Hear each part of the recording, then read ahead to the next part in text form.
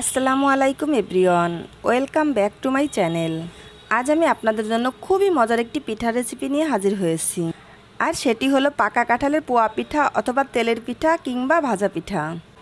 পিঠাটার নাম যাই হোক, খেতে কিন্তু অসাধারণ। আশা করছি বাসায় অবশ্যই একবার ট্রাই করবেন। তাহলে চলুন দেখে নেওয়া যাক পিঠাটা কিভাবে তৈরি করতে হবে। আমি এখানে কিছু কাঁঠালের কোষ নিয়েছি। এখন এই কোষের বিচিগুলো ছাড়িয়ে আমি ব্লেন্ড করে নিব।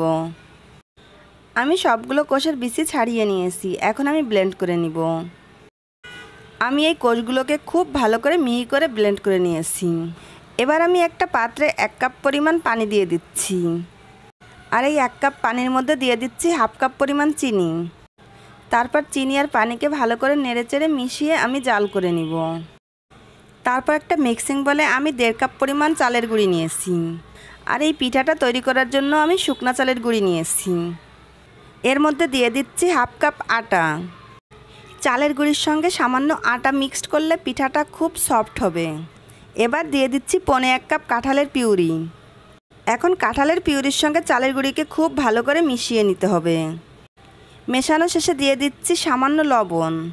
মিষ্টি খাবারে সামান্য লবণ অ্যাড করলে মিষ্টির ব্যালেন্সটা ঠিক থাকে। তারপর আবারও একটু ভালো করে মিশিয়ে নিচ্ছি।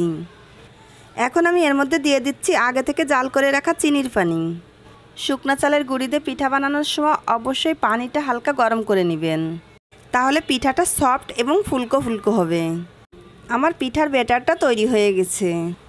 আমি এখন দেখার সৌন্দর্যের জন্য সামান্য ফুড কালার দিয়ে দিচ্ছি, তবে এটা একেবারে অপশনাল, আপনারা না দিতে চাইলে স্কিপ করতে পারেন। আমি আপনাদের এর ঘনত্বটা দেখিয়ে দিচ্ছি। এবার আমি পিঠাগুলো ভাজতে কিচেনে চলে যাব। পিঠাগুলো ভাজার জন্য আমি একটা লোহার কড়াইতে পর্যাপ্ত পরিমাণের তেল দিয়ে দিচ্ছি। আর অবশ্যই তেলটাকে খুব ভালো করে গরম করে এই পিঠাটা ভাজতে হবে। তেলটা গরম হয়েছে কিনা তাই আমি ব্যাটারের থেকে সামান্য একটু দিয়ে চেক করে নিলাম। তেলটা গরম হয়ে গেছে, এখন আমি একটা চামচের সাহায্যে পিঠার ব্যাটারটা দিয়ে দিচ্ছি। দেখতেই পাচ্ছেন আমার প্রথম পিঠাটাই অনেক সুন্দর ফুলে উঠেছে। আমি প্রথম পিঠাটা স্কিপ না করে পুরো ভিডিওটা আপনাদের দেখাচ্ছি। ব্যাটারটা দেওয়ার 30 সেকেন্ডের মধ্যে এটা ফুলে উঠেছে। তারপর আমি পিঠাটার 2 পাশ উল্টে পাল্টে ভেজে তেল থেকে তুলে নিব। আমি আপনাদের আরেকটা পিঠা তৈরি করে দেখাচ্ছি। এভাবে আমি সবগুলো পিঠা বানিয়ে নিচ্ছি।